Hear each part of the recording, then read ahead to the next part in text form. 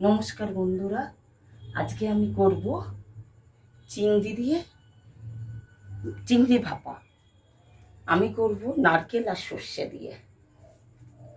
তার জন্য লাগছে আমি হাফ কেজি চিংড়ি মাছ নিয়েছি, আর নারকেল আর সর্ষে বেটে নিয়েছি। একটু হলুদ গুঁড়ো লাগবে, একটু কালারের জন্য একটু লঙ্কার গুঁড়ো দেবো, আর দুটো কাঁচা লঙ্কা চিড়ে দেবো, আর দুটো আস্ত দেবো। এই আমার চিংড়ি ভাপার জিনিস। এইবার আমি মিশাবো। প্রথমে দেবো চিংড়িটা,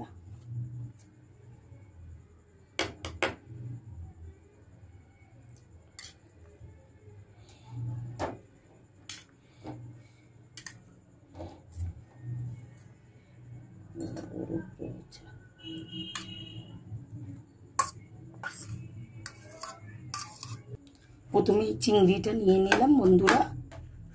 এটা বরফ ফ্রিজে রেখেছিলাম তো একটু বরফ জমে গেছে, অনেকক্ষণ বাইরে রেখেছিলাম। তারপরে দেবো একটু নুন, কেননা ওর মধ্যে নুন দিয়েছি, হালকা একটু নুন দেবো।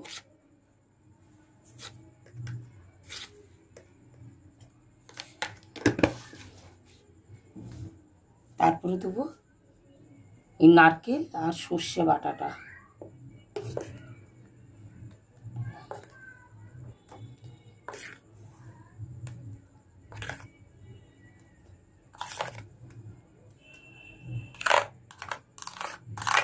নারকেল আর সর্ষে বাটাটা পুরোটাই দিয়ে দেবো।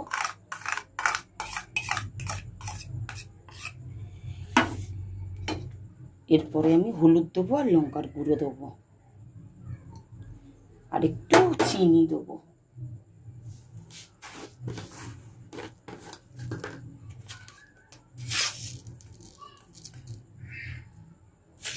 নারকেলতে একটু মিষ্টি আছে, ভাপা এরকম নারকেল দিয়ে আমাদের মা ঠাকুমাদের দেখেছি যে নারকেল দিয়ে আমরা ছোটবেলা দিয়ে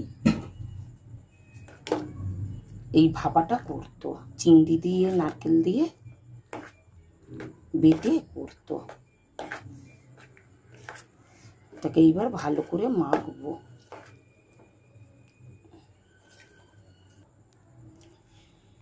এবার সর্ষে আর নারকেলটা যে বেটেছি সেই ধোয়া জলটা একটু এর মধ্যে দিয়ে দেবো, আর এর মধ্যে একটু কাঁচা তেল দেবো। এই যে কাঁচা তেলটা দিলাম, সর্ষের তেল দিয়ে ভালো করে একটু মেখে তারপর আমি জলে বসাবো ভাপাতে। জায়গাটা মনে হচ্ছে আমার ছোট হয়ে গেছে একটু।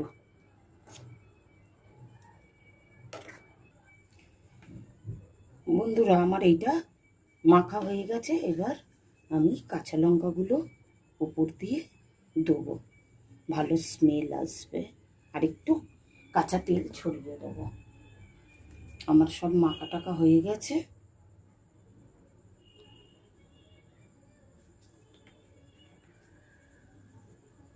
এবার আমি টিফিন বাটিটা ঢেকে দিই। এবার আমি কড়াইতে বসাবো। বন্ধুরা, এবার গ্যাস ধরাচ্ছি। এই গ্যাস ধরিয়ে দিলাম, কড়া বসালাম। এবার জল দেবো, যাতে বাটিটা ডোবে সেরকমই জল দেবো। এটা আস্তে আস্তে করে করবো। জলটা একটু গরম হোক। তোমায় কিছু বলো। বন্ধুরা, আমার জল গরম হয়ে গেছে। এবার আমি টিফিন বাটিটা দেবো, যাতে এই জলের যেন না ডুবে যায় সেরকমই জল দিয়েছি আন্দাজ করে। আর এই নোড়াটা আমি চাপা দেবো যাতে না খুলে যায়, ভর্তি রয়েছে তো। এটা বাটিটা একটু ছোট হয়ে গেছে। এবার আমি ঢাকা দিয়ে দিলাম ধিমি আঁচে। আমি 20 মিনিট থেকে 20 মিনিট ওরকমই লাগবে। 20 মিনিট আমি ভাপাবো। আমার ভাপাটা মনে হচ্ছে হয়ে গেছে। দেখি, জল অনেক কমে এসছে, কিন্তু আমি তো এখন এটা খুলতে পারবো না বন্ধুরা, একটু ঠান্ডা না হলে এটা খোলা যাবে না। আমি পরে এটা একটু ঠান্ডা হলেই আমি আপনাকে খুলে দেখাচ্ছি। এবার আমি এটাকে বার করছি, দেখি ঠান্ডা হয়েছে কি না, ঠান্ডা হয়েছে কি না দেখি। এখনো গরম আছে, খুলবো কি করে?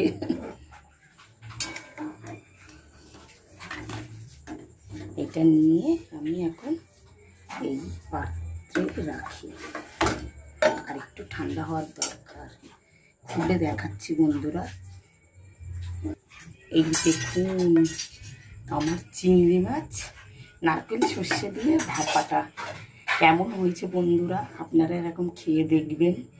যদি ভালো লেগে থাকে সাবস্ক্রাইব করবেন, লাইক করবেন, শেয়ার করবেন, কমেন্ট করবেন।